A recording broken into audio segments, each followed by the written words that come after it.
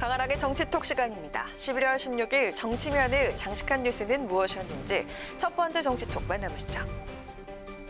범야권 혁신 플랫폼을 만들자며 가장 먼저 야권 재편에 깃발을 든 주인공이죠. 국민의당 안철수 대표가 오늘 또다시 야권을 향해 혁신과 통합을 촉구해 눈길을 끌었습니다. 다시 한번 정권 교체를 바라는 모든 분들께 호소합니다. 야권은 공만 쫓아다니다 사람은 놓쳐 골을 먹는 논두렁 축구팀 신세가 될 수 있습니다. 야권 스스로가 변화하고 혁신해야 합니다. 범야권의 결심이 필요합니다. 안 대표는 오늘 국민의당 최고위원회의에서 야권 전체가 새로 판을 짜는 혁신 플랫폼이 있어야 한다고 재차 강조했습니다.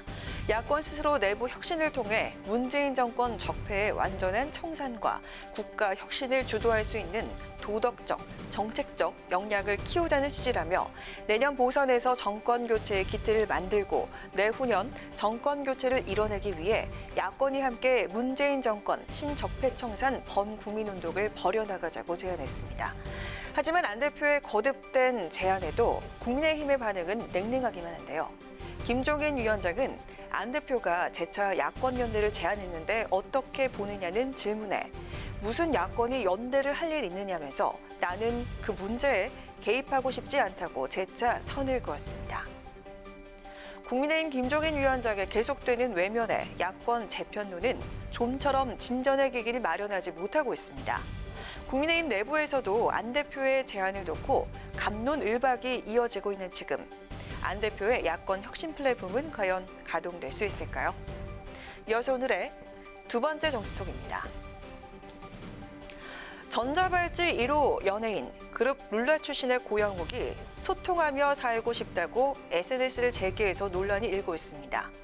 온라인상에서 갑론을박이 이어지고 있는 가운데 오늘 아침 민주당 최고위에서도 이를 제재해야 한다는 의견이 나왔습니다. 미성년 성폭행으로 실형을 살고 나온 전직 연예인이 공식 SNS를 시작해서 무리를 빚고 있습니다. 물론 개인의 소통까지 막을 수는 없습니다.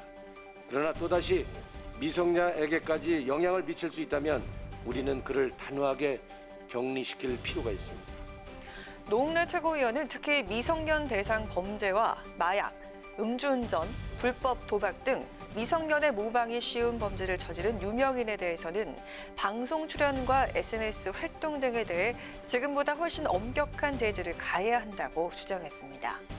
이어 조두순 출소에 대한 입장도 밝혔습니다. 조두순이 안산으로 돌아오면서 피해자 가족이 결국 이사 가야 했다. 우리 사회가 미성년 성범죄에 얼마나 관대한지, 피해자에게 얼마나 무관심한지 보여준다며 자유는 중요하다. 그러나 성인의 자유보다 미성년자 보호가 우선이라고 강조했습니다. 미성년자 성폭행 및 강제추행 혐의로 유죄를 선고받은 고영욱은 지난 12일 인스타그램 계정을 개설했습니다. 9년 가까이 단절된 시간을 보내고 있다. 살아있는 한 계속 이렇게 지낼 순 없기에 조심스레 세상과 소통하며 살고자 한다면서 소통의 의지를 드러내 논란을 불어일으켰습니다. 미성년자 성폭행으로 세간을 떠들썩하게 했던 만큼 고영욱 씨의 SNS 소통에 대중들의 반응은 싸늘하기만 한데요. 유죄 판결을 받은 성범죄자의 계정을 비활성화시키는 인스타그램의 운영 정책으로 고영욱 씨의 SNS는 개설 하루 만에 차단 상태로 전환됐다고 합니다. 지금까지 강한하게 정치톡이었습니다.